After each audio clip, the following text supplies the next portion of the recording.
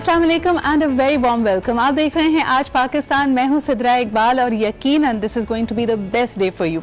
अक्सर मैं लोगों से बात करती हूं कि अपने दिन को बेहतरीन अंदाज में इस्तेमाल कीजिए, उसमें प्रोडक्टिविटी लेके आइए, आगे देखिए।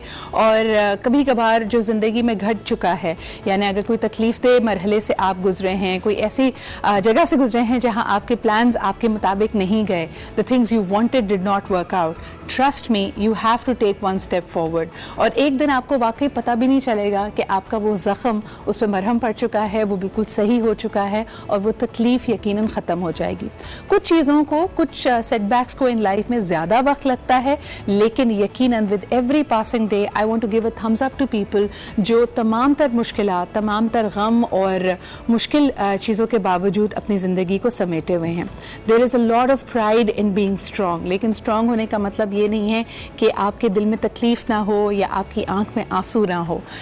स्ट्रॉन्ग होने का मतलब ये है कि इन सब चीज़ों के बावजूद कोई एक रोशनी की रमक, कोई एक उम्मीद की किरण आपकी ज़िंदगी में बाकी है जो आपको आगे बढ़ने का हौसला देती है। So this programme is dedicated to all the people जो अपनी ज़िंदगी में आगे बढ़ रहे हैं, जो मुश्किलात का सामना कर रहे हैं और जिनको लगता है कि इंशाल्लाह बेहतरी ज़रूर आएगी।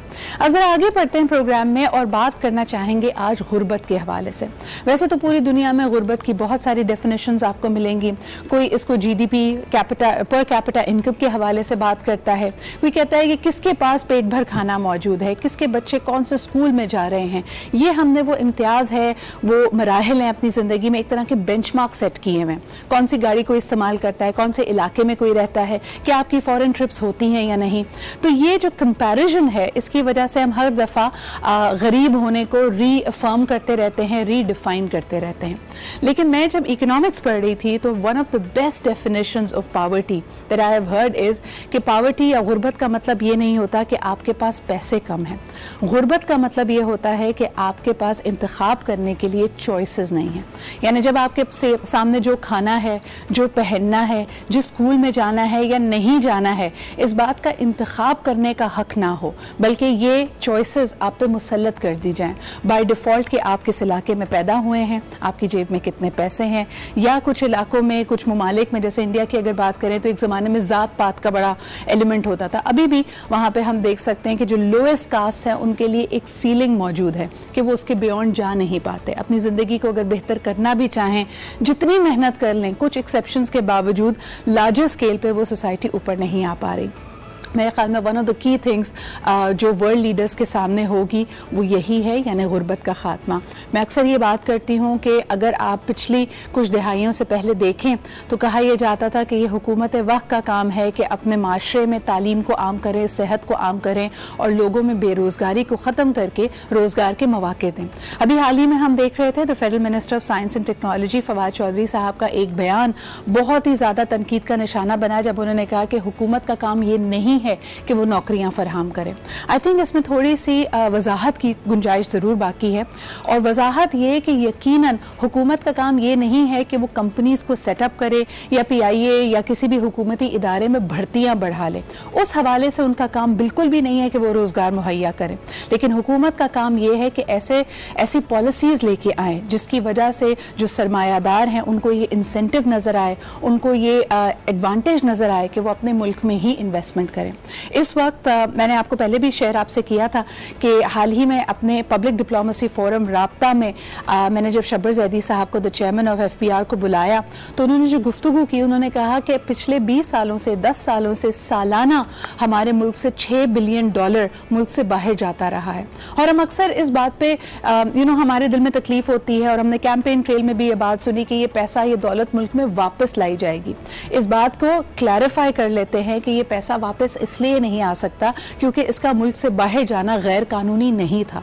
तमाम तर कानूनी जवाबित को पूरे करते हुए पाकिस्तानी सरमायादारों ने, पाकिस्तान में इंडस्ट्री चलाने वालों ने ये सोचा कि उनकी दौलत, उनका पैसा, उनका सरमाया पाकिस्तान में महफूज नहीं है, तो वो महफूज मकामात की तरफ चला गया। और यही ज़माने का दस्तूर है। तो हुकूमत वक्त का काम ये होता है कि सरमायादारों को ये कॉन्फिडेंस, ये एतमाद दिया जाए कि वो अपने ही मुल्क में सरमायाकारी करें और यहाँ पे लोगों के लिए रोज़गार प्रकार के जो तरीके हैं, कुछ एम्प्लॉयमेंट अपॉर्चुनिटीज़ हैं, उनको क्रिएट किया जाए। लेकिन हुकूमत खुद कंपनियां बना के खुद भर्तियां नहीं कर सकती। लेकिन जी ये सारी गुफ्तगू आज इसलिए क्योंकि आज वर्ल्ड पॉवर्टी इरेडिकेशन डे है। दुनिया भर के जो लीडर्स हैं वो सर जोड़ कर बैठे हैं कि क्या पॉलिसीज़ होनी चाहिए, क्या वो बैलेंस होना चाहिए जिसकी वजह से सिर्फ चंद लोगों के हाथ में तमाम तर रिसोर्सेज ना हो, उसकी एक इक्वल अपॉर्चुनिटी, इक्वल कदरे इक्वल डिस्ट्रीब्यूशन माशरे में हो सके। तो आज यानी 17 अक्टूबर को पूरी दुनिया में वर्ल्ड पॉवर्टी इरेडिकेशन डे मनाया जाता है। इस हवाले से हमने तैयार की है ये रिपोर्ट, आइए आपको दिखाते हैं।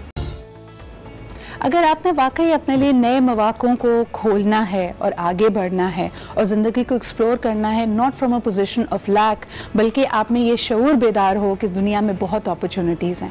आप ये देखें कि हमारा जो नज़रिया है उसमें थोड़ी सी तब्दीली की ज़रूरत है। मिसाल के तौर पर हम इर्द गिर्द देखते हैं और हम कहते हैं कि हमने माशरे को, एनवायरनमेंट को, इकोसिस्टम को कितना नुकसान पहुँचाया है। ओजोन लेयर में छेद हो चुका है, हमारे समंदर, हमारे तालाबों में मछली से ज़्यादा प्लास्टिक होगा 2050 में, ये तहकीक कहती है, ये रिसर्च हमें पॉइंट आउट कर रही है। The fact remains, what can we do about it? क्या आपको पता है कि जिन चीज़ों को हम इम्पॉसिबल गर्दानते हैं वो अपने आप में एक इकॉनमी है।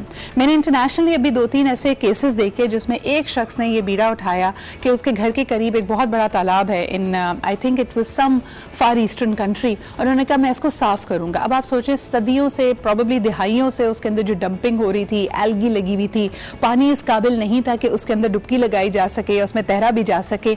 ही was able to clean it within a year. तो अब आपके पास साइंस ने ऐसी चीज़ें ज़रूर आपको मुहैया कर दी हैं कि ये जो हम डैमेज कर रहे हैं उसको रिवर्स कर सकें। लेकिन ज़रूरत इस बात की है कि क्या we are up for that challenge, क्या हम इसको कबूल करते हैं या हम हथियार डाल देते हैं। और इसमें पहला जो कदम होता है वो यकीनन तालीम का होता है। आपको बताते चलें कि ब्रिटिश यूनिवर्सिटीज़ लेके आई हैं study UK programme to Pakistan, और हाल ही में हमने देखा कि ये एग्जीबिशन यूके की जानी मानी यूनिवर्सिटीज़ के रिप्रेजेंटेटिव्स वहाँ पे यानी जो आपको स्कॉलरशिप्स अवेलेबल हैं उनके रिप्रेजेंटेटिव्स यहाँ पे मौजूद हैं अपने प्रोग्राम्स के बारे में इंफॉर्मेशन देने के लिए। ये हाल ही में हुआ जी कराची, और क्योंकि ये पूरे पाकिस्तान का टूर है, अब ये काफिला पहुँच चुका है इस्लामाबाद। तो अगर आप इस्लामाबाद में हैं, if you are a student and you are looking for higher education opportunities in the UK, तो आप स्टडी यूके प्रोग्राम के एग्जीबिशन को ज़रूर विजिट करें। ये आज सुबह 10 बजे से लेके 5 बजे तक, 6 बजे तक ये मुनक्किद किया जा रहा है मैरियट इस्लामाबाद में 17 अक्टूबर को, और इसके बाद ये काफिला, ये एग्जीबिशन पहुंचेगा लाहौर में, which is going to be on the 22 of October. तो वो तमाम स्टूडेंट्स, प्रोफेशनल्स जो अपने लिए चाहते हैं अपनी एजुकेशन को बिल्डअप करना, और यहाँ पे उनके लिए लोग भी मौजूद है कराची में, जो बहुत सारे असातिज़ा और तलबा यहाँ पे पहुँचे। इन स्टूडेंट्स से हमने बातचीत की, इनसे पूछा कि इन्होंने क्या इन्फॉर्मेशन हासिल की। आइए आपको दिखाते हैं कि स्टूडेंट्स ने क्या कहा। The people here are very well, and they taught us a lot about things we didn't know. Like we asked them a lot of questions and they knew what they were talking about. So it was a good session. We are very happy to be here. ये event बहुत ज़्यादा helpful हुआ है हम सबके लिए, जिनको universities का पता नहीं है उनके लिए बहुत अच्छा है कि वो आएँ और अपनी यूनिवर्सिटी सेलेक्ट करें और बाहर पढ़ने का चांस मिले उनको, और स्कॉलरशिप क्राइटेरिया वगैरह सब बता रहे हैं। We get so many people, we get to meet so many universities over here. That's a great job done by British Council. I think it has to, like, they should do it every year, so like people like us, students from AS who have the dream to go out, go to abroad, so it comes true, you know. The feedback is really good because you get to know so many universities about आगे जाके what do you want to do, and you get a really counseling something कि आपको आगे क्या करना है, because we have a mindset for Pakistan कि we have to do, as being a girl हमें ये करना चाहिए, हमें वो करना चाहिए, but with their counseling we are getting to know so much better. मुझे बहुत एक्सपोजर मिल रहा है यूके की यूनिवर्सिटीज़ के बारे में कि like what grade should I score to get a scholarship, और लाइक किन यूनिवर्सिटीज़ में किन लाइक यू नो सब्जेक्ट्स में वो मेजर करा सकते हैं आपको। आई वुड सजेस्ट के A2 वाले तो आए हैं, AS वाले भी आए हैं, बिकॉज लाइक AS वालों को फिर आइडिया होगा कि लाइक नेक्स्ट ईयर क्या करना है उन्हें। आपकी करियर प्लानिंग के लिए और आपकी एजुकेशन प्लानिंग के लिए this is a golden opportunity. जिस तरह कि आप कराची के स्टूडेंट्स की आपने बात सुनी, इन्होंने कहा कि अगर हम AS में भी अभी 1 साल है हमारे A लेवल्स को कंप्लीट होने के लिए भी, तो हम ये जान सकते हैं कि किन ग्रेड्स पे मुझे स्कॉलरशिप मिलेगी, what are the various disciplines that I can get into. Sometimes हम समझते हैं कि अगर मैंने लॉ में A लेवल्स किया है तो फिर शायद मुझे लॉ में ही आगे परस्यू करना है, लेकिन आपके लिए क्या क्या मौके मौजूद हैं, अपॉर्चुनिटीज़ आ रहे हैं, आप कौन सी सी डिसिप्लिन्स को एक्सप्लोर कर सकते हैं, आप किस तरह उसको बिल्डअप कर सकते हैं, this particular tour is very very helpful. तो एक दफ़ा फिर आपको बताती चलूँ कि ये मौजूद हैं, इस वक्त हम देख सकते हैं कराची में ये एग्जीबिशन हो चुका है। Today it's happening in Islamabad at Islamabad Marriott. So if students are there, आप जानना चाहते हैं यूके यूनिवर्सिटीज़ और उनकी स्कॉलरशिप्स के बारे में, make your way to Islamabad Marriott. इसके अलावा अगर आप लाहौर में हैं या लाहौर से करीब इलाकों में हैं तो प्लीज़ मार्क योर कैलेंडर्स, आप जा सकते हैं ऑन द 22 ऑफ अक्टूबर और वहाँ पे मजीद इन्फॉर्मेशन ले सकते हैं। आपको बता, हमारे पास एक एक्सक्लूसिव कॉन्वर्जेशन के लिए मौजूद होंगे Michael Hulgate, who is the director of British Council Sindh in Balochistan. उनसे हम गुफ्तगू करेंगे और जानेंगे कि कौन कौन सी यूनिवर्सिटीज़ यहाँ पे मौजूद हैं और इसके क्या अपॉर्चुनिटीज़ मिल रही हैं पाकिस्तानी स्टूडेंट्स को। ये हर साल ये एग्जीबिशन किया जाता है, इसमें करियर काउंसलर्स के लिए, टीचर्स के लिए बहुत सारी अपॉर्चुनिटीज़ हैं, so that they can have a great relationship with UK universities. All that and more in today's show right after a short break.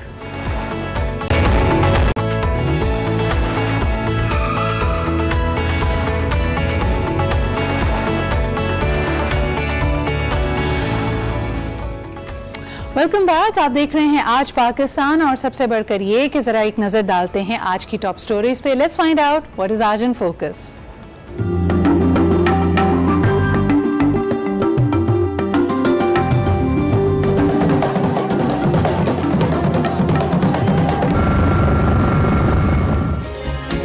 बरतानवी Shahzada William और अहलिया केट मिडल्टन गुज़िश्ता रोज शाही जोड़े ने शाही चित्राल की सैर की। शाही जोड़े को रिवायती टोपी और हार पहनाए गए। आज लाहौर का दौरा करेंगे। जिंदा दलाने लाहौर ने इस्तकबाल की तैयारियां मुकम्मल कर ली हैं।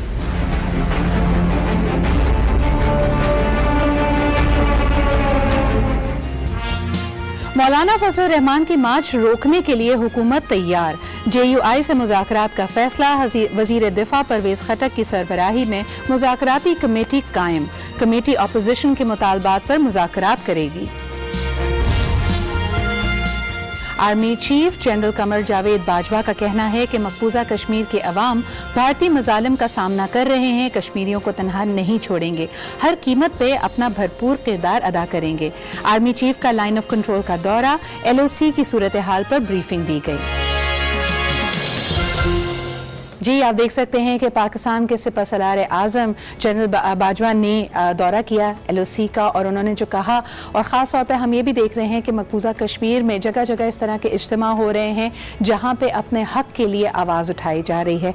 अब ज़रा आगे बढ़ते हैं और एक दफ़ा फिर बात करते हैं शहजादी केट मिडल्टन यानी द डचेस ऑफ कैम्ब्रिज के हवाले से। उनका पाकिस्तान का जो दौरा है वो यकीनन पूरी दुनिया की तवज्जो का मरकज़ बना हुआ है। उनकी जो तस्वीर हैं वो हम अपने सोशल मीडिया पर भी देख रहे हैं और उनके मलबूसात के हवाले से भी काफ़ी चर्चा की जा रही है, काफ़ी बातचीत हो रही है। लोगों का ये भी मानना था कि शायद उन्होंने लेडी डायना का जो स्टाइल है उसको काफ़ी हद तक कॉपी किया और जगह जगह उनके कंपैरिजन्स नज़र आते हैं। मैं ये बात सोच रही थी कि 30 साल पहले भी, 30 साल कबल भी जो दौरा था शाही जोड़े का और उस ज़माने में लेडी डायना का आना था, उनको तकरीबन वही मकामात, उसी तरह की उनकी आइटनरी बनाई गई। तो शायद ये कोशिश ब्रिटिश हाई कमीशन की तरफ से भी थी कि इन यादों को ताज़ा किया जाए। हम देख सकते हैं कि कल जब विलियम और केट ने दौरा किया चित्राल का, तो लेडी डायना की जो चित्राल वाली फोटोग्राफ्स हैं उनके विजिट की, उनके मलबूसात की, उनके पहनावे की, वो भी हमने सोशल मीडिया पे देखी। लेकिन एक बड़ी अजीब सी बात मुझे नजर आई कि पाकिस्तानी सोशल मीडिया पे हमेशा कोई ऐसा इशू उठाया जाता है जो आप और मैं सोच भी नहीं सकते।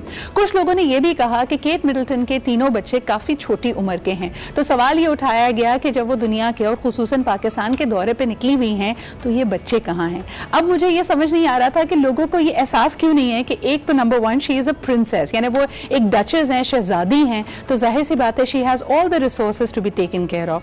लेकिन साथ साथ ये पॉइंट आउट करता है हमारी अपनी मेंटालिटी, हमारी अपनी थिंकिंग को, जहां हम समझते हैं कि माँ बनने के बाद एक खातून की सिर्फ और सिर्फ जो एक तरजीह होनी चाहिए वो अपने बच्चे होने चाहिए, और उसमें भी हम ये तरजीह होना गलत बात नहीं है। This is again a matter of choice, quality time आप ज़रूर स्पेंड करें, तरबियत में आपका एक बहुत बड़ा किरदार होगा, लेकिन सिर्फ और सिर्फ ये समझ लेना कि वो जो पुराना मॉडल ऑफ मदरहुड है जिसमें आपने 24/7 बच्चे के साथ रहना है, उसके लिए एक एक मिनट के लिए उसके इशारे पे होना है, I think that is not going to work. और ख़ास तौर पे एक डचेस की या किसी भी एक ऐसी खातून की जो ड्रिवन है, जो ज़िंदगी में कुछ करना चाहती है, उसकी और दूसरी प्रायोरिटीज़ भी होती है और उनको the balance in life is very important. So we are very happy that the Duchess of Cambridge is here. और हमारे ख्याल में जो लोग इस तरह की तनकीद कर रहे हैं, बात कर रहे हैं, उनको अपनी सोच को और अपने शऊर को थोड़ा सा वसी करना चाहिए।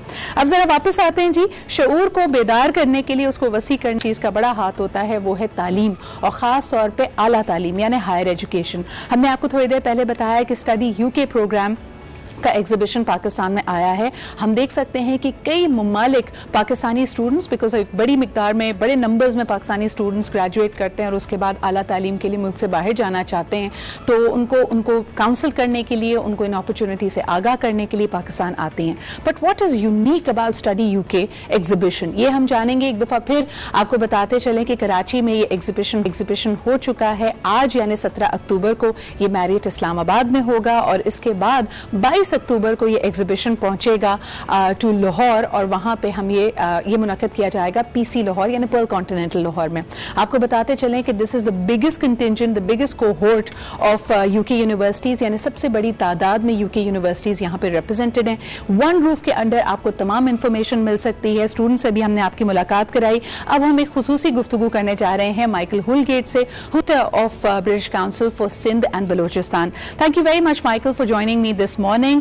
I think it's a great effort and I think your team puts in a lot of hard work in coordinating and making sure that this cohort visits Pakistan and goes across to the 3 cities. So my first question to you would be that there are quite a few education exhibitions that come to Pakistan. What is unique about the Study UK coming to Pakistan? So the Study UK University Tour is the biggest university tour which the British Council organises, and it's one of the biggest and well-known university tours in Pakistan that's focused exclusively on UK universities. And I think there are a number of reasons why Pakistani students might be interested specifically in looking at UK universities and the UK as a study abroad destination. I think, one is just the quality of universities that you get in the UK. The UK is home to some of the best universities in the world. It's home to some universities that consistently rank amongst the best in the world. It's a destination where whichever university you go to, you'll get a degree which is recognised around the world, and you'll get world-class teaching, you'll have access to world-class research, and you'll have access to some of the professors who are top of their field and so on. Absolutely. But in addition to academics, I think the UK is a great place to live for Pakistani students. The UK is an extremely interesting country to live in. It's a multicultural country. It's fantastically diverse. It's a country that has a very long history, but it's also a country which is very forward-looking. It's a country that has some of the most dynamic, vibrant cities in the world, cities with a lot of interesting nightlife, theatre, restaurants, markets and so on. So it's a place where I think Pakistani students will have a really, really interesting time if they live there for a few years. A very rich, it's a place where they can a very rich academic and a very rich academic life which allows you to actually explore a number of facets and to really experience the British culture. But Michael, one of the concerns and one of the point of views that the students had was of course about ये क्या हुआ अच्छा जी हम Michael, the question I wanted to ask you that there's a lot of concern about the post-study working environment and opportunities for students. So one is wondering, now since visa is available for that, how is that going to help the Pakistani students? So I mean, this was a really exciting announcement that was made a few weeks ago, that the UK is now offering to anybody that's graduated from a UK university a 2-year post-study work visa. And I think it's really, really important because the fact is we live in a truly global economy, a globalized world, and I think now, in 2019, there probably isn't such thing as a job that doesn't have an international dimension. All jobs require some sort of international engagement, and I think having that kind of international experience is really, really important. So now any student, international student that goes to the UK to study will be able to stay behind for 2 years to find work, and and gaining that international experience is going to be invaluable to sort of boosting their career prospects in the future and getting that experience of working in different cultures and different contexts. Absolutely. Michael, another thing that since the visa is all sorted out, how does the degree itself help the students in their career choices and their work environments? What kind of experience and what kind of an edge can they expect once they graduate from the UK universities? Okay, so I think UK education will benefit Pakistani students in a number of ways in their careers.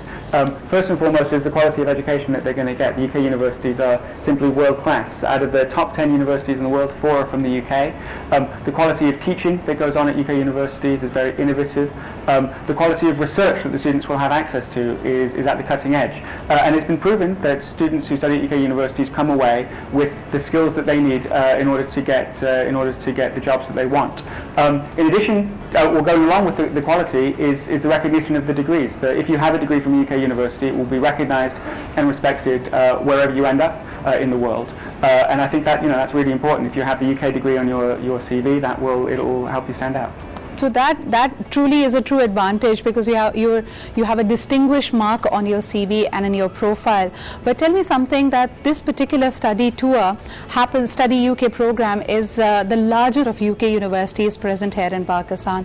What do you think, in your opinion, draws the Pakistani students towards them, and what kind of questions have been coming up? What kind of information is sought from them as the students are visiting the Study UK exhibition? So I mean, again, I think it's the quality of the education that they get is the first thing. They're drawn to the quality of the universities, the reputation of the universities, the standard of the teaching that they're going to be exposed to, the standard of the research that they'll be exposed to.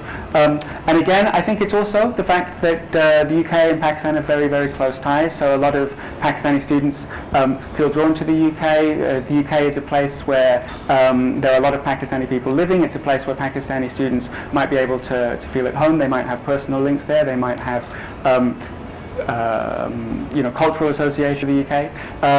And I also think that UK universities are very international. UK university campuses are places where people from all over the world come to study, and so they're very interesting places to be based. They're places where anybody can feel welcome, anyone can feel at home. You can be exposed not just to British people, but people from all over the world, and have a really interesting and rewarding experience. So a very diverse, a very multicultural environment. Michael, my next question would be that I'm told that as it is the largest cohort of visiting UK universities, there are about 26 of those represented here. Can you tell me a little bit about the universities that are visiting Pakistan this year? So I mean, it's interesting. I mean, so both universities I attended are represented in Pakistan right now during this tour, SOAS and the University of York. I can actually approach this from both sides, because I attended those universities and I had a really, really rewarding experience, and I think the quality of education I received, the skills I developed, have been absolutely invaluable in helping me get the jobs that I've gone on to do later. But I've also personally experienced study abroad. I studied abroad twice. When I was a student, I studied in Italy for a while, and I studied in China for a while. And so I also know that the experience of studying abroad, striking out, going to a new country, experiencing a new culture, trying to navigate new customs, trying to deal with the strange food and so on and so forth. I understand how invaluable that can be in terms of building self-confidence, helping you gain independence, and I think that's also been really, really important for me in my career, getting that international experience of studying abroad. It certainly has that adventure streak to it. It allows a student to break out of their comfort zone and actually experience something unique and very different from what they have been used to in Pakistan. So what are some of the benefits that the students can actually see when they come to visit the Study UK program? I mean, in the day of technology, the internet, the social media being there, does this people-to-people contact actually help? Because a lot of people argue that all this information is available online, so why do I need to come to an exhibition? What would be your response to that? Today we're in Islamabad at the Marriott, and then we'll be in Lahore next week on the 22nd of October at the Pearl Continental. What are the benefits? I think quite simply it's all about face-to-face engagement. We have 26 universities from the UK in Pakistan right now, and it's a fantastic opportunity for potential students from Pakistan to meet the UK universities, to find out about the different study options, and to hear about what it's like to study in the UK. There are so many different considerations decisions that have to be made when you're choosing where to study, what course you want to do, the different types of courses that are available, the different types of universities that are here. And it can be, there's a lot of information available online that you can read, but it can be a little bit daunting trying to go through that sometimes. Yes. And I think having the opportunity to engage face-to-face with the universities, having the opportunity to hear about what the university is like, having them paint a picture for you about what it's like to study at the university, that's really, really invaluable. And so I would really encourage all the potential Pakistani students out there to come along to these events and meet the universities and find out what it's like to study in the UK. I think I wholeheartedly agree with you. Nothing beats the people-to-people contact and actually seeing somebody in person and have your questions answered by them, because sometimes the loop gets longer. You send in a question, you expect a reply, lost, because there's between the line messages. Some people find that indeed very daunting. So thank you very much, Michael. My last, request to you would be if you'd like to have a message for the prospective students, whether or not they come to the Study UK program today, otherwise as well when they're searching online, what would be your message when they are considering the UK university options? Please come along to our events. Today, if you're in Islamabad, come along to the Marriott. We've got 26 universities doing the exhibition. Next week in Lahore on the 22nd of October at the Pearl Continental. Please come along, meet the universities. You can find out about all the different types of courses that are available. You can find out about what it's like to study in the UK and all the questions that you have about studying in the UK. Come along, meet the universities, and we hope that you'll consider the UK as a study abroad destination. Thank you so much. It makes it all the more attractive to learn about the announcement that there is a 2-year work visa available for the graduates of the UK universities. एक दफ़ा फिर मैं आपको बता दूं कि अगर आप इस स्टडी UK प्रोग्राम एग्जीबिशन को विज़िट करते हैं, यहाँ पे 26 मुख्तलिफ UK की यूनिवर्सिटीज़ रिप्रेजेंटेटिव हैं. आप इनसे फ़ेस टू फेस बात कर सकते हैं, इनसे इंफॉर्मेशन ले सकते हैं. कराची में ये एग्जीबिशन हो चुका है, आज इस्लामाबाद में है, मैरियट इस्लामाबाद में, और 22 अक्टूबर को ये होगा लाहौर में. और सबसे इंपॉर्टेंट बात, जिस तरह माइकल भी कह रहे थे कि there are so many opportunities available, scholarships भी आपके पास हैं. आपको ये प्लान करने में आसानी होती है कि आपको कौन से ग्रेड्स चाहिए, किस पर्टिकुलर डिसिप्लिन के लिए आपके पास क्या क्या ऑप्शंस मौजूद हैं. And it's a truly immersive experience. यानी यूके यूनिवर्सिटी में दुनिया भर की नेशनैलिटी से स्टूडेंट्स रिप्रेजेंटेड होते हैं. आप वहाँ पे बहुत सारी मुख्तलिफ को करिकुलर एक्टिविटीज़ में पार्टिसिपेट कर सकते हैं. And that world class university in your resume can open the doors not just in Pakistan, not just in UK, but also world over. इसी के साथ जी अब हम बढ़ते हैं एक ब्रेक की तरफ आएंगे और प्रोग्राम को आगे बढ़ाएंगे. हमारे साथ रहिए.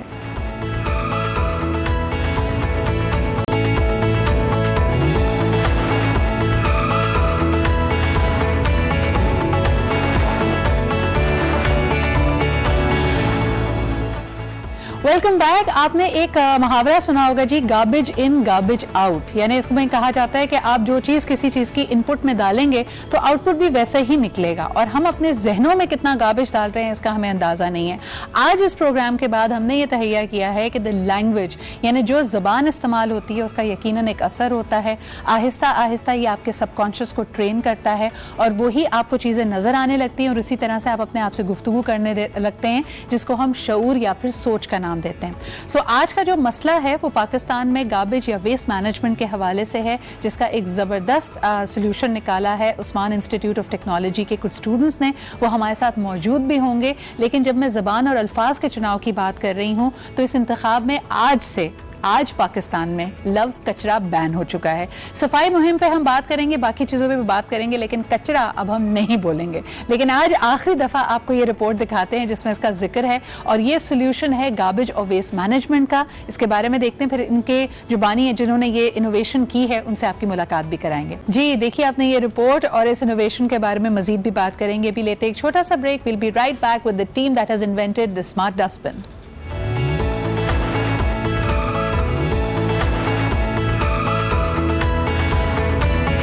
पाकिस्तानी इंजीनियर्स का.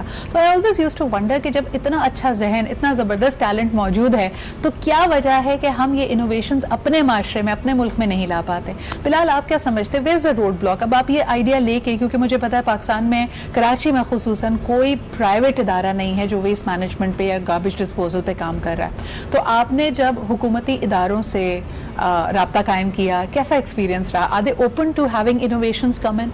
हाँ, हमारी मीटिंग्स हुई हैं. हमारे स्टार्टअप भी है जी।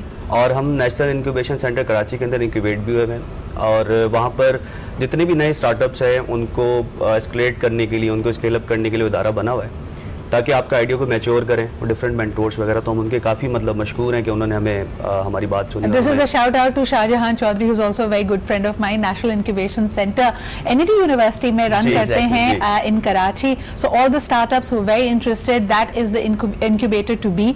और मेरे ख्याल में अब स्टार्टअप ग्राइंड भी होने वाला है which is a formal part of it. जी बिलाल। इसके अलावा फिर वो डिफरेंट अपॉर्चुनिटीज शाहजहां साहब ने भी दी, हमें इस आइडिया को मैच्योर करने में उन्होंने बड़ी हेल्प आउट की है। ओके, ठीक है कि आप किस तरीके से आइडिया होता है उसको किस तरीके से आप मैच्योर बनाते हैं, कैसे आप इसको आगे लेके चलेंगे, स्केल अप करते हैं, तो उन्होंने हमारी काफ़ी हेल्प की। इसके अलावा डिफरेंट वहीं पर जो लोकल गवर्नमेंट्स हैं उनके भी नुमाइंदे वहाँ पर आके विजिट करते रहे। हमने वहाँ पे नेशनल इंक्यूबेशन सेंटर में ये चीज़ अपनी डिप्लॉय भी की हुई है। हमने कहा कि अगर गार्बेज की प्रॉपर कलेक्शन स्टार्ट हो जाए ना तो ये मसला हल हो सकता है। तो कलेक्शन करने के लिए उसकी मॉनिटरिंग भी ज़रूरी है। अगर हम किसी चीज़ की मॉनिटरिंग नहीं कर रहे हैं तो हम उसको सही तरीके से टैकल भी नहीं कर सकते। इंसानों की मॉनिटरिंग के लिए बायोमेट्रिक अटेंडेंस सिस्टम है, ऑफिस में बैठ के वो काम कर रहे हैं, सीसीटीवी कैमरास लगे हुए, लेकिन गार्बेज का क्या, रोडों के ऊपर गार्बेज रखा हुआ होता है, पड़ा हुआ होता है, होता क्या है कि वो बढ़ता चला जाता है, उसके बाद रोड के ऊपर आ गया, ट्रैफिक ब्लॉक। एक ज़माने में कहते थे उसको आग लगा देते थे कभी उसको उठाने वाला कोई नहीं होता था, तो हमारे जो लोकल खाकरोब होते थे वो उसको जाके आग लगा देते थे। फिर लोगों ने उनको बताया कि भाई इसके अंदर क्योंकि प्लास्टिक भी होता है, जो गैसेस इससे इमिट होती हैं वो कितनी डेंजरस हैं। But I also want to bring your attention to something very interesting. Abu Hamza, आपसे पूछना चाहूँगी, I see another device present over here, और ये मेरे ख्याल में किचन में वेस्ट मैनेजमेंट के लिए है। Please tell me a little about this. इस डिवाइस में हमने ये करा है, जो किचन में अगर देखा जाए तो खाना कुछ टाइम बाद जो है वो उसमें बैक्टीरिया की ग्रोथ बढ़ जाती है और वो स्मेल कर रहा होता है। हाँ। तो वो इसको देखते हुए टाइमली जो है इसकी ट्रीटमेंट कर रहा होता है, जिसमें एंटी बैक्टीरियल स्प्रेज और जो रोटन रेट है उससे कम करता है वो स्प्रे करते हुए। इससे एक तो इन्वायरमेंट भी अच्छा होता है हमारा और एक स्मेल जो होती है गार्बेज की वो भी अच्छी हो जाती है। अच्छा, आप लोगों के थ्रू ये बात जो घर में बैठी हुई ख़वातीन हमारा शो देख रहे हैं उनको बताते हैं कि आपके घर में भी जो किचन मैनेजमेंट है उसमें waste management is really important. अब बाहर तो ये बड़ा रिवाज आ गया है कि आप 2 डस्टबिन रखते हैं, एक में आपने अगर कार्डबोर्ड, कार्बन बॉक्सेस हैं, किसी चीज़ के प्लास्टिक्स हैं, आपने उसमें डाल दिए, और दूसरा रखा जाता है जिसको बाहर की दुनिया में उसको कंपोस्ट बनाया जाता है, यानी उसकी खाद बन सकती है जिससे हरियाली फैल सकती है। जितना ऑर्गेनिक और जितना रॉटन होने वाला जैसे खाना है, अगर फलों के छिलके हैं, सब्जियों के छिलके हैं, उनको आप एक अलग डस्टबिन में रखते हैं। How far do you think Shahroz हम इससे हैं कि हम में इतनी आगे ही हो कि हम वो जो बेचारा खाकरोब आता है उसको एक ही बड़ा सा अपने घर का गार्बेज ना दें, बल्कि इस तरह अलग अलग करके कि जी बोतलें अलग, कार्डबोर्ड अलग, और जो कंपोस्ट बनने वाला हमारा डिग्रेडेबल प्रोडक्ट्स हैं, ऑर्गेनिक है, उनको हम अलग करके दें। एग्जैक्टली जो आप बात कर रही हैं, it is the starting point. जो कहते हैं ना, ट्रैश इज़ अ कैश, तो it is the starting point. और ये बहुत अच्छा है कि पाकिस्तान में इनिशियल लेवल पर हो रहा है, यानी घर के जो लोग होते हैं वो कचरों से, गार्बेज से जो थोड़ी बहुत चीज़ें होती हैं, लाइक ग्लास बॉटल्स हैं और प्लास्टिक की चीज़ें हैं, वो उसको हटा देते हैं और वो कबाड़ में उसको बेच के उससे कैश जनरेट कर रहे हैं। लेकिन होता ये है कि इसको जब स्केल अप करते हैं तो वो चीज़ें जिनकी मार्केट हम डायरेक्ट अप्रोच नहीं कर सकते, उनको फिर हम कहीं कूड़े की जगह फेंक देते हैं, जिसमें आपने कहा कि फूड वेस्टेज है या फिर फलों के छिलके, ये सारी चीज़ें। इट इज़ सो अनफॉर्चुनेट कि अगर हम इनको अलग अलग नहीं करते तो आपको पता है कि अक्सर मैंने देखा है कि जो लाइफ स्टॉक है, जो भैंसें हैं, वो इस गार्बेज डिस्पोजल पॉइंट्स पे जाके वहाँ पे अपना खाना चल रही होती हैं, तो वो बेचारी सब्जी के छिलके खाना चाहती हैं, साथ में कोई ग्लास की चीज़ होती है जो कि उनके साथ चली जाती है और उनके लिए भी जानलेवा साबित होती है। So please anybody who is listening to this, अपने घरों में प्लीज़ इस गार्बेज को अलग अलग डिस्पोज ऑफ करें। जो प्लास्टिक्स हैं, जो पेपर है, उसको आप एक तरफ रख सकते हैं, जिस तरह इन्होंने कहा कि उससे आप हो सकता है पैसे भी कमा सकें, और दूसरी तरफ जो डिकम्पोज होने वाली चीज़ें हैं, जैसे आपका खाना बच गया एंड यू फील दैट अब वो किसी के काम का नहीं है, उसको एक अलग गार्बेज एक अलग डस्टबिन में डालिए। इसमें सब्जी के छिलके हो सकते हैं, फलों के छिलके हो सकते हैं, and if somebody out there, इनकी तरह के जो ज़बरदस्त टैलेंटेड यंगस्टर्स मेरे पास बैठे हुए, किसी का अगर कंपोस्ट बनाने का आइडिया हो, जो सिर्फ मुझसे ये कहे कि सिद्रा हम एक एरिया में से कंपोस्ट यानी जो डिग्रेडेबल इस तरह का ऑर्गेनिक वेस्ट है उसको कलेक्ट करके कंपोस्ट बनाना चाहते हैं, I will personally help you out, so reach out to me and I will do that. अभी लेते हैं, once again thank you so much guys for being here. आप करना चाहते हैं मेरे साथ? Yes, we have a MOU with our partner Trashit. तो जो ऑर्गेनिक वेस्ट हम कलेक्ट कर रहे हैं हम उन्हें दे रहे होते हैं। आप उनके साथ बना रहे हो compost? That is amazing. Pasha साहब के साथ वो इन तमाम चीज़ों को कर रहे होते हैं और उन ऑर्गेनिक वेस्ट का वो कंपोस्ट तैयार कर रहे हैं। एब्सोल्युटली। और अगर आपको गार्डनिंग का शौक है, इसको प्लीज बेचना शुरू करो और हम खरीदेंगे आपसे और होम गार्डनिंग करेंगे और इससे सब्जियां, फल, प्याज, आलू, टमाटर बनाने की कोशिश करेंगे। एक मैसेज मैं भी जो है आपके चैनल के तवज्जो से देना चाहूँगा, जितने भी यंग इंजीनियर्स इस वक्त जो है स्क्रीन पर हमें देख रहे हैं, तो अगर आपने इंजीनियरिंग की है तो मैंने एक जगह कोट पढ़ा था, the best engineering is the engineering who serves humanity. अगर आप अपनी पढ़ाई से ह्यूमैनिटी को सर्व कर रहे हैं तो it means you are playing your role. तो ये मेरा मैसेज है कि आप कुछ भी करें, उस चीज को अप्लाई करें जो भी आप अपनी आम जिंदगी के अंदर जो इश्यूज नजर आ रहे हैं। घबराना नहीं है कि अगर आपका आइडिया फेल कर जाए, कोई बात नहीं, that is only learning. Stop seeing things as failures and mistakes. Thank you so much Bilal and Shahroz for being here. मैं आपको बताती चलूं कि both of them are also young lecturers at the Usman institute of technology. इसके अलावा अबू हमजा हमारे साथ मौजूद थे, एक और टीम मेंबर इनके हमारे साथ है, उनका नाम मुझे नहीं पता, वो तस्वीरें ले रहे हैं, but thank you very much guys for being here and it's a great idea. I wish you all the very best. इसी के साथ लेते हैं जी एक छोटा सा break. We'll be right back, stay with अस।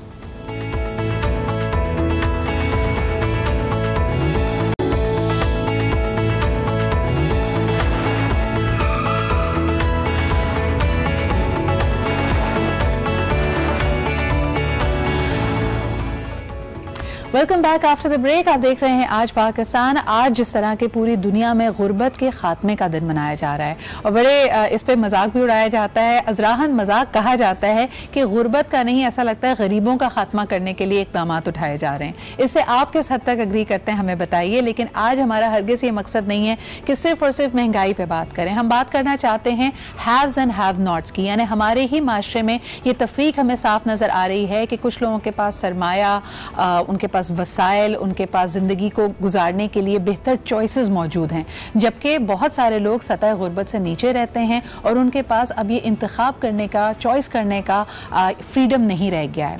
अगर आपके इर्द गिर्द भी ऐसे लोग हैं, अभी कुछ दिनों पहले किसी ने मुझे एक फॉरवर्ड किया कि जी जिस तरह से टैक्सेस बढ़ रहे हैं, जिस तरह इन्फ्लेशन ऊपर गई है, जो स्टाफ आपके पास काम करता है, जो आपका सपोर्ट स्टाफ है, हो सकता है घर में मेड्स हों, ड्राइवर्स हों, प्लम्बर्स, इलेक्ट्रिशियंस, जिन सैलरीज पे आप उनसे काम ले रहे थे, जो उनकी तनख्वाह आप देते थे, आप खुद ही उसमें 10 से 15% इजाफा कर दीजिए, क्योंकि उनके लिए ये पिंच कहीं ज़्यादा है। आपके लिए हो सकता है आप 2-3 केचप की बॉटल्स कम उठाएंगे, कुछ लवाजमात अगर आपकी ग्रोसरीज में होते थे उसको कम कर देंगे, लेकिन उनके लिए अशिया खुर्दनोश को लेना और अपने महीने को गुजारना मुश्किल होता चला जा रहा है। आप इस पर क्या सोचते हैं, हमें कॉल करके बताइए। नंबर्स आपकी स्क्रीन पे सामने हैं। और इसके साथ साथ जिन लोगों को हम अपना दिल जाहिर सी बात है, इंसान में रहम भी होता है, कंपैशन भी होता है, इर्द गिर्द अगर आपके दरवाजे पे या आपकी गाड़ी की शीशे पे कोई दस्तक देता है और आपसे सवाल करता है खाने के लिए, मदद के लिए, तो आप उसको ज़रूर, अगर आपका जितना दिल नरम है उतनी आप उसकी मदद करने की कोशिश करते हैं। लेकिन ये भी अंदाज़ा लगाया गया है, इस पर भी तहकीक हुई है कि इनमें से कई लोग अब पेशावराना तौर पर गदागरी कर रहे हैं। तो ये गदागर क्या वाकई मुस्तहिक हैं भी या नहीं, इस पर आज हम बात करेंगे। हमारे साथ जो हमारा पैनल मौजूद है, आइए मैं आपको उनसे इंट्रोड्यूस कर सकती हूँ। वकालत के शोबे से वाबस्ता हैं, हमारे साथ मौजूद हैं दानिश सुमरो साहब, बहुत बहुत शुक्रिया यहाँ पे मौजूद होने का। आप ही के साथ तशरीफ़ रखते हैं, सोशल एक्टिविस्ट भी हैं, इंसाइट भी रखते हैं और आला हुकाम के साथ भी इन हमारे समाजी मसाइल का हल तलाश करने की कोशिश करते हैं, जनाब सारम परनी साहब। अस्सलाम वालेकुम। सारम भाई, गदागरी से शुरू करना चाहेंगे। इंसान है, हमारे दिल में रहम भी आता है। कोई जाहिर सी बात, अगर आप खुद ख़ास तौर पे कोई खाने की चीज़ ले रहे हो, कोई आके भूख का सवाल करता है, you want to help them. लेकिन आपने भी कई दफ़ा हमारे शो में आके बात की है, रिसर्च भी ये शो करती है, पेशा वराना गदागरी ये कितना बड़ा माफिया है पाकिस्तान में? देखिए, बहुत बड़ा माफिया, और अफसोस ये है कि इसके लिए कोई आज तक काम भी नहीं हुआ किसी भी किस्म का। और अगर किसी स्टेज पे जाके इसको पुलिस पकड़ती भी है, इसको बंद करती है, तो हम ही लोग इंसानी हकूक़ का नाम दे करके उनको छुड़वाने चले जाते हैं और फिर वो आकर के वहाँ वही अमल में चले जाते हैं। लेकिन इसके लिए पुलिस का पकड़ना या हमारा छुड़वाना, इससे ज़्यादा एक अहम चीज़ ये है कि ये है क्यों, ये बढ़ क्यों रहे, ये हैं क्यों और बढ़ क्यों रहे, इसलिए कि हम अपने जायज़ नाजायज़ काम के लिए जब निकलते हैं घर से तो बस हम अल्लाह का नाम लेकर के इनको पैसे दिए जाते हैं और हम कहते हैं कि हम जा रहे, चाहे डकैती करने जा रहे हो, चोरी करने जा रहे हो, कोई ठेका लेने जा रहे हो, तो बस ये काम हमारा हो जाना चाहिए। उसकी वजह से ये चीज़ें बहुत तेजी से बढ़ रही हैं। लेकिन एक आदमी पॉइंट मैं करना चाहूँगी सारिम भाई कि जब हम कहते हैं ना कि there is more madness to this mechanism, आपने कहा एक तो होता है कि इनको अरेस्ट कर लेती है पुलिस, फिर पुलिस कैसे छोड़ देती है, लेकिन इतना मैकेनाइज तरीके से, इतना ऑर्गेनाइज्ड ये काम है कि लोग कहते हैं कि जी ट्रैफिक सिग्नल्स तक बटे हुए हैं, फिर जो ये पैसे कलेक्ट करते हैं उसमें ये हिस्सा देते हैं, बाकायदा कमीशन लोगों को दिया जाता है और बड़े बड़े इदारे, बड़े बड़े लोग इसमें मुलव्वस नज़र आते हैं। फिर आप ये देखिए कि एक ट्रेंड्स इसमें बड़े चलते हैं, कोई ख़ास तरीके से आपसे पैसे ऐंठने की कोशिश की जाती है। बीच में एक ट्रेंड आया था कि बहुत सारे गदागर बच्चे अंग्रेजी में बात कर रहे थे आपको ये तासुर देने के लिए कि भाई वो अच्छे खानदानों से हैं, पढ़ाई लिखाई भी कर रहे थे, लेकिन अब हालात ने एकदम पलटा खाया है एंड दे नीड सपोर्ट। तो ये ट्रेंड्स कौन लेके आता है? देखिए, ट्रेंड्स कोई भी लेकर के आए, बात वही है कि आप दे क्यों रहे हैं, आप वो कारोबार बढ़ा रहे हैं। होता क्या है कि आपने एक जो है ना दही बड़े की शॉप लगा ली, वो बड़ी चली, मैंने देखा, मैं भी साथ जाकर के लगा लूंगा, किसी और ने देखा वो, और सारे दही बड़ी की लगाएंगे शॉप वहाँ पे। तो जब वो देख रहे हैं कि यहाँ बस ऐसे हाथ करो और कोई भी आकर के रख जाता है, और शाम को जो है ना एक मेहनत मजदूरी करने वाला जो अपने कंधों पे ब्लॉक्स लेकर के 10वीं मंजिल पे चढ़ता है, वो इतने नहीं कमाता, और हम 2-4 घंटे में जो है हाथ करके कमा लेते हैं। आप अक्सर देखें कि बच्चे आपके पास लेके आएंगे टिश्यू पेपर, पेन्स, कोई प्लास्टिक के कंटेनर्स, और आपसे कहेंगे ये खरीद लीजिए। आप गदागरी को एक तरह से प्रमोट करते हैं कि आप उनसे 20 रुपए देके कहते हैं कि नहीं मुझे कुछ नहीं लेना। हमारे साथ एक कॉलर भी मौजूद है, उनसे बात करते हैं। हेलो जी, अस्सलाम वालेकुम। वालेकुम अस्सलाम, रियाज खान बोल रहा हूँ, मॉडल कॉलोनी कराची से। बहुत बहुत शुक्रिया कॉल करने का। रियाज साहब, क्या कहेंगे आज के मौजू के बारे में? मैडम, बात यह है कि आज ये गुर्बत तो अल्लाह ताला हर मुसलमान को इससे बचाए और हमें एक दूसरे की मदद करनी चाहिए। मैं आपको सिर्फ एक छोटी सी बात बता दूं, जो मेरे साथ अल्लाह ताला ने, एक शख्स था, उसकी वालदा फौत हो गई, कराची में रिहाइश पजीर था, मैं नहीं जानता था, मेरे छोटे भाई ने मुझे कहा, शामी रोज ने कॉल की, मैं आया, मैं उसको पास किया तो उस बेचारे के पास पैसे नहीं थे टिकट के, मर्दान में उसकी वालदा फौत हुई थी। तो मैंने क्या किया, मखसूस दोस्त है, आपस में हमने पैसे इकट्ठे किए और 10-12 हज़ार उसकी जेब में रखे और जहाज का टिकट करा के उसे मैंने पिंडी भेजा। पिंडी से वो डायरेक्ट गाड़ी में गया। वो कहता है, जब वापसी आया तो कहता है, जैसे ही मेरी कार, रेंटा कार मेरी, जैसे ही कर मैं गली में मुड़ी, मेरी माँ का जनाजा दरवाजे से निकला, मैं अपनी माँ के जनाजे में पहुंच गया। वो यहाँ आया शुक्रिया अदा करने। मैंने कुछ ही दिनों के बाद हज के लिए अप्लाई किया, स्कीम में मेरा नाम स्कीम में आ गया और मुझे अल्लाह पाक ने हज अकबर दिया। उस नेकी के तोफैल मैंने हज अकबर किया। तो मैं आज आपके चैनल के तवज्जुह से रिक्वेस्ट करना चाहता हूँ कि हर आदमी की मदद करें, हर गरीब आदमी की मदद करें। अल्लाह पाक जब आपके पास किसी को भेजता है तो वो आपको भी उसके पास भेज सकता है, लेकिन आपको उसने चुन लिया तो आप बहुत ऊपर हो गए। किसी की मदद करके अगर आपको हज अकबर मिल जाए तो क्या बात है। बहुत बहुत शुक्रिया रियाज साहब कॉल करने का। और अल्लाह ताला जब भी कोई दिल से पुकारता है तो उसकी गैब से मदद होती है, लेकिन सवाल यहाँ पे ये भी पैदा होता है कि आप मदद किस अंदाज में करेंगे। तानिश, एक अंग्रेजी का मुहावरा है, इस बात को मैं कह दूं कि इससे फरोख मिलेगा, वरना इसी गदागरी में। बात यह है कि ये तो अल्लाह ताला ने आपको मना किया भीख देना और भीख मांगना। यही आपसे ये भीख है, ये मदद नहीं है। आपने अगर किसी की मदद की है तो वो एक अलग चीज है। कभी मैं किसी की सपोर्ट कर दूं, कभी कोई मेरी सपोर्ट कर दे, हालात ऊपर नीचे होते हैं। लेकिन सारिम भाई, इसमें थोड़ी सी तफरीक कर देते हैं। रियाज साहब ने जो यानी एक किस्सा शेयर किया, वो तो उनके दोस्त थे, उनके पास उस वक्त तंगदस्ती थी, जेब में इतने पैसे नहीं थे, वो अलग बात है। लेकिन वो जो मुफलिसी वाला एलिमेंट आपने कहा कि अल्लाह ताला हम सबको यानी तमाम मुसलमानों को मुफलिसी से बचाए। तानिश, एक अंग्रेजी में मुहावरा है, don't feed a man, actually teach him how to fish. तो हमें ज़कात देते हुए भी अल्लाह ताला ने ये कहा है कि ये नहीं कि आप राशन दिलवा दें, आप उसके कारोबार में मदद करें ताकि वो कल इंडिपेंडेंट हो सके, अपने लिए खुद कमा सके। ये हम क्यों नहीं सोचते और देखते? अच्छा, इशू ये है कि हम ये इस वजह से नहीं सोचते कि हम हमेशा ये गदागरी एक्चुअली बढ़ इसलिए रही है क्योंकि इसमें प्रॉफिट बहुत है। लोग वो बिजनेस करते हैं जिसमें प्रॉफिट होता है।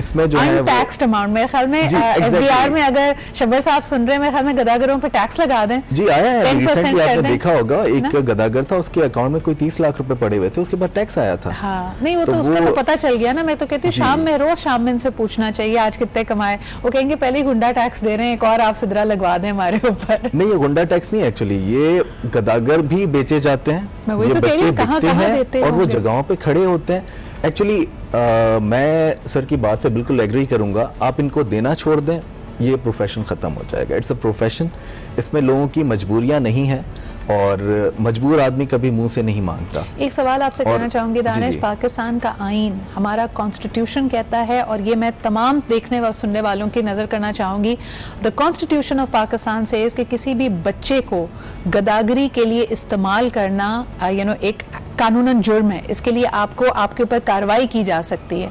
हम गली गली में देखते हैं कि ख़वातीन छोटे कमसिन बच्चों को लेके, एक तो मेरी समझ में नहीं आता, तपती धूप में वो बच्चा बगैर चप्पल के, बगैर कपड़ों के प्रॉपर होता है और वो बेसुध पड़ा हुआ होता है। यानी एक नॉर्मल बच्चा आप देखिए गर्मी में बिलबिलाएगा, भूख अगर उसको लगेगी वो करेगा। Half of the researchers tell us कि इस तरह के बच्चे को लेकर घूमने वाली ख़वातीन इनको बाकायदा ड्रग्स देती हैं, तो ये सुन होते हैं। जी, मैं आपको इसमें एक बात बताऊं कि ये जो बच्चे हैं, कंप्लेन कौन करेगा? इनके पेरेंट्स ही, इनके बच्चे तो किराए पे दे रहे हैं। एग्जैक्टली, वो खुद ही दे रहे हैं। कंप्लेनेंट कौन बनेगा इनके अगेंस्ट? पेरेंट्स के जो लीगल हेयर्स होते हैं, उनके गार्जियंस होते हैं, natural guardian mother and father. तो जब अगर वो ही इनको इस अमल में लाएंगे और ये पैसे कमाना शुरू करेंगे इनसे, तो वो कंप्लेन कहाँ करेंगे? इसमें अब हमारे कुछ जजेस हैं, इन पे एक्शन लेते हैं। ये गदागर आते हैं, बट इनके पास जेल में भी जगह नहीं है कि इनको वहां रखा जाए। कोई रिहैबिलिटेशन सेंटर इनके लिए होना चाहिए। सारम भाई से भी पूछेंगे कि पॉलिसी लेवल पे क्या किया जा सकता है। एक कॉलर हमारे साथ है, उनसे बात करते हैं। हेलो जी, अस्सलाम वालेकुम। जी, कौन सा, आप कहाँ से बात कर रहे हैं? अब्दुल अजीज, कराची से बात कर रहा हूँ। जी अजीज साहब, क्या कहेंगे? Madam, first of all I would like to appreciate Ansar Burney, who is doing a lot of good and charity work. Absolutely madam, ये इस हवाले से जो आज का टॉपिक है, अंसार बर्नी ने एक चीज कही कि इन लोगों को भीख नहीं देनी चाहिए, but tell me one thing, how can you differentiate between what is right and what is wrong? कोई जरूरतमंद हो और हाथ फैलाए आपके सामने, तो आप उसके हाथ पे पैसे रख दें, आप उसकी नीयत नहीं देखें, आप अपनी नीयत देखें कि आपने अल्लाह के लिए किया हुआ है। सही। लेकिन अब्दुल अजीज साहब, आप नहीं समझते वो जो हम कह रहे थे यहाँ पे कि अब लोगों ने इसको बाकायदा प्रोफेशन के तौर पे अपना लिया, तो उसकी रोकथाम कैसे हो? मैडम, प्रोफेशन पे अपना लिया, ये मुझे बताएं कि आप डिफरेंशिएट कैसे करेंगे? somebody who is very needy, आपने उसकी कुछ हेल्प कर दी, उस दिन का उसका गुजारा हो गया, लाइफ सेविंग हो गई।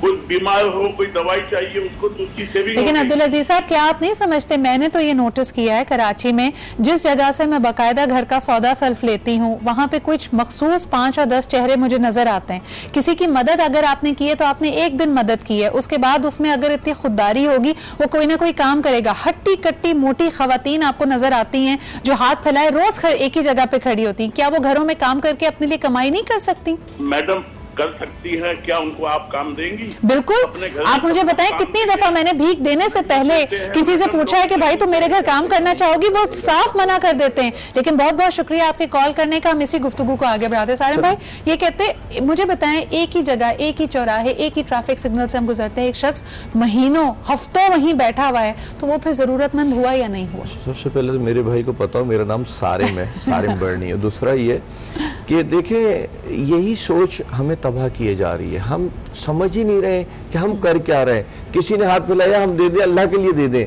तो ये तो फिर कोई चोर भी आए तो उस बेचारे को भी दे दो, बड़ा मजबूर है वो, रात को आधी रात को बेचारा मेहनत करके आ रहा है आपके यहाँ, आप उसको दे दे, जो ले जा रहे, बोले भाई ले जा, कोई मसला नहीं है। इतनी तकलीफ दे बात है। आपने भी देखा है कि चोरी करते हुए उसी उम्र के कमसिन बच्चे अगर पकड़े गए, किसी गलत सोबत में पड़ गए या किसी ने उनको वरगला दिया, उनको तो पकड़ के हम अपना फरीजा समझते हैं, कुछ को इतना पीटा कि बेचारे जान से चले गए।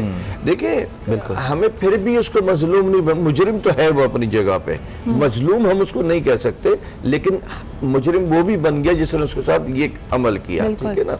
लेकिन भीख देना एक अलग चीज है। जिस अल्लाह का नाम ले लेकर के आप दे रहे हैं, अल्लाह को राजी करने के लिए दे रहे हैं, उसी अल्लाह ने तो मना किया, मैं तो नहीं मना कर रहा आपको। और आप आदी बना रहे हैं उनको। ये डिस्टिंग्विश करना बहुत जरूरी है कि आप आदी बना रहे हैं। आप मुझे बताइए कि आपके घर में आपका अपना बच्चा जिसको आप पॉकेट मनी देते हैं, अगर वो हफ्ते के लिए आपने पॉकेट मनी दी और 3 दिन के बाद आपसे आके दोबारा मजीद पैसों का तकाजा करता है, आप उस तक को टोकते हैं। लेकिन ये बच्चे जो रोजाना आपके सामने हाथ फैलाए खड़े हैं, इनको मुझे लगता है कि कहीं ना कहीं सारे भाई हमारी अना की तस्कीन हो रही है, हम अपने आप को बेहतर समझ रहे हैं। अल्लाह की रजा के लिए आप अस्पताल जाके किसी को दवा नहीं दिलवा रहे, किसी को खून की बोतल नहीं दिलवा रहे, किसी को बैंडेज नहीं दिलवा रहे, आप अल्लाह की रजा के लिए भीख दे रहे हैं। आप अल्लाह की रजा के लिए भीख नहीं दे रहे, आप अपने उस खौफ के लिए भीख दे रहे हैं जो आप गलत करने जा रहे हैं, गलत करके आ रहे हैं, आप उस खौफ के लिए भीख दे रहे हैं। बड़ी मजेदार मुझे बात लगती है, बड़े बड़े जो ग्रोसरी स्टोर्स हैं वहां से आप हजारों की शॉपिंग करके आते हैं और बाहर बैठे हुए शख्स को 5 रुपए दे के आप समझ रहे हैं कि आपने अल्लाह के लिए कुछ काम कर दिया। एक कॉलर हमारे साथ है, उनसे बात करते हैं। हेलो जी, अस्सलाम वालेकुम।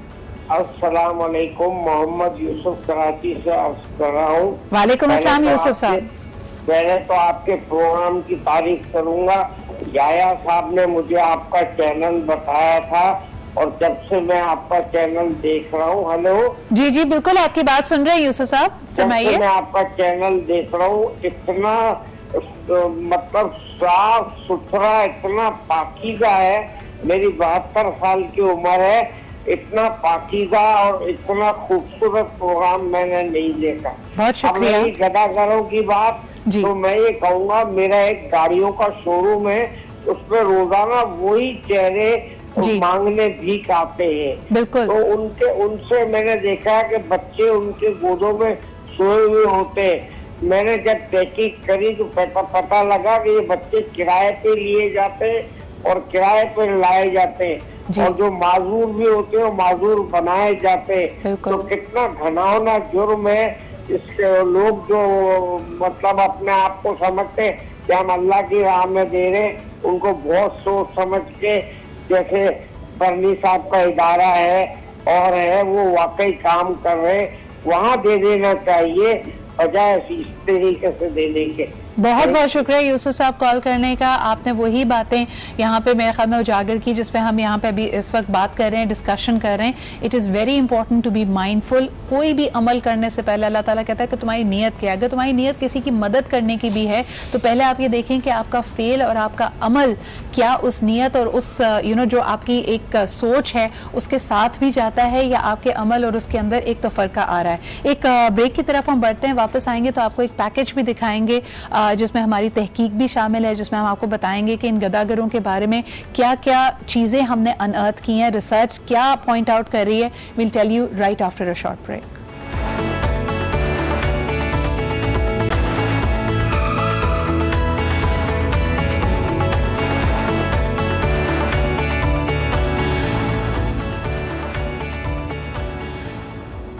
Welcome back after the break. आप देख रहे हैं हमारा आज पाकिस्तान का प्रोग्राम और कई दफ़ा ये सोचते सोचते वाकई आपकी रूह कांप जाती है। अल्लाह ताला का जितना शुक्र बजा लाएं कि आज के ज़माने में आपके पास रिसोर्सेज मौजूद हैं वो कम हैं। हम एक समाजी मसले के ऊपर बात कर रहे हैं जहाँ पे हम देखते हैं कि बाकायदा पेशा वाराना तौर पर लोगों ने गदागरी को अपने पेशे के तौर पर अपना लिया है और इसमें वो जिस तरह बाकी चीज़ें होती हैं कि पैसे इकट्ठे किए जाते हैं, कहीं कमीशन भी दिए जाते हैं, कुछ लोगों से इजाज़तें भी इनफॉर्मल तरीके से ले ली जाती हैं कि यहाँ पर ऑपरेट करेंगे। इस बुराई से जुड़ी हुई जो मज़ीद बुराइयां हैं, यही बच्चे, यही जो आपको कोने कोने पे गदागर नज़र आते हैं, ये ड्रग ट्रैफिकिंग का भी काम कर रहे हैं। ये बच्चे बिल्कुल भी प्रोटेक्टेड नहीं हैं। एक अंदाजे के मुताबिक कहा जाता है कि जो रन अवे बॉयज़ कराची पहुंचते हैं 24 से 48 घंटे होते हैं जिससे पहले पहले ये अब्यूज़ हो जाते हैं। यानी इनके साथ जो एक हैबतनाक माहौल जिस तरह इनको प्रोवाइड किया जा रहा है, आप कचरा चुनने वाले बच्चों की तरफ देखिए कि जहाँ ये ट्रकर्स के अड्डे पर जाके जहाँ से ये गार्बेज को पिक करते हैं उसी जगह से ये अब्यूज़ होते हैं। एंड दिस इज़ वहीं पे ये ड्रग्स की लानत में पड़ते हैं, वहीं पे ये हो सकता है मुख्तलिफ STDs का शिकार हो जाते हैं, इनको मुख्तलिफ बीमारियां हो जाती हैं।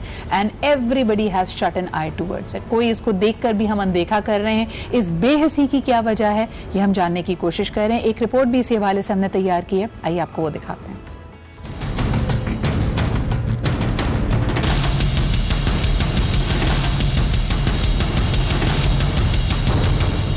शाहराहों पर घूमते, गाड़ियों को रोकते, पैदल चलने वालों से फरियाद करते, गदागर बच्चे या चलता फिरता एटम बम। हैदराबाद से कमाने आए। कौन इन बच्चों से भीख मंगवाता है? भीख का पैसा किसे जाता है? किन मकासद के लिए इस्तेमाल होता है? इन छोटे गदागरों की मौजूदगी ने कई सवालात उठा दिए। मैंने हर काम किया, बस मेरा शौक इसमें गुजरेगा। पुलिस हुक्काम और सूबाई हुकूमत के अहदेदार गदागरों के खिलाफ ग्रैंड ऑपरेशन और नकलो हरकत की मॉनिटरिंग का कई बार इंदिया तो दे चुके, लेकिन इन पर अमल ताहाल नहीं हो सका। अपनी मजबूरी के तहत अपना आप चलाने के लिए इसलिए मांगता हूँ। जरूरत इस अमर की है कि इन गदागरों को रोककर किसी अम दुश्मन का अलैकार बनने से बचाया जा सकता है।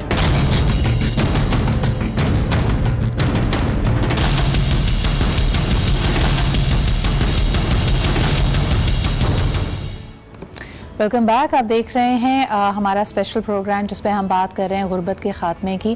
किस तरह अंदाज़ा लगाया जाए कि कौन असल हकदार है और उनकी मदद करने के लिए ज़्यादा सस्टेनेबल तरीके क्या हो सकते हैं। साहिम भाई, जो आपका इदारा है, क्या आपको लगता है कि इदारे को अगर लोग पैसे दें तो उससे ज़्यादा सस्टेनेबल तरीका हो सकता है? क्या आप उन लोगों को ज़रिया माश कोई प्रोवाइड करते हैं, कोई स्किल्स देते हैं जिससे वो एक बाइज्जत रोज़गार अपना सकें? देखिए, ये तो एक हकीकत है, लोग ये ना समझे मेरा इदारा, तो मैं इसलिए कह रहा हूँ कि इदारों को सपोर्ट करें, अच्छे इदारों की बात कर रहा हूँ, तो वो बेहतरी ला सकते हैं। लेकिन आप भले इदारों को ना दें, आप अपने तौर पे जितना भीख का पैसा आप खुद जमा कर लिए, गुल्लक बना ले, उसमें वो भीख डालना शुरू कर दें कि आज मैंने 100 रुपए देने, 20 रुपए देने, वो जमा करें। और जब एक अच्छा अमाउंट हो जाए, आप उससे किसी का जो, और वो भी खास तौर पे वो जो कारोबार कर रहा हो छोटा मोटा, उसको उसके कारोबार में आप इजाफा करा दें।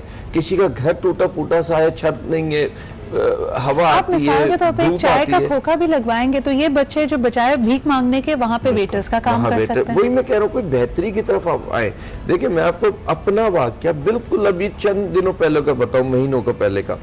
एक खातून हमारे पास आई, उसके मियाँ शायद मर गया था, तो खुद कहीं काम करती थी, बच्चा था, बच्चा नहीं रख रही थी, हमारे पास छोड़ गई, बच्चा हमारे पास रह रहा था। अच्छा, उसने आते जाते देखा, अच्छा थोड़ी मदद शदद भी करते इस तरीके से। कुछ दिन के बाद वो आई तो कहने लगी मेरी माँ का इंतकाल, रो रही है बकायदा, बाखुदा रो रही है बकायदा, और पता नहीं कितने 1000 रुपए चाहिए कफन उफन के लिए।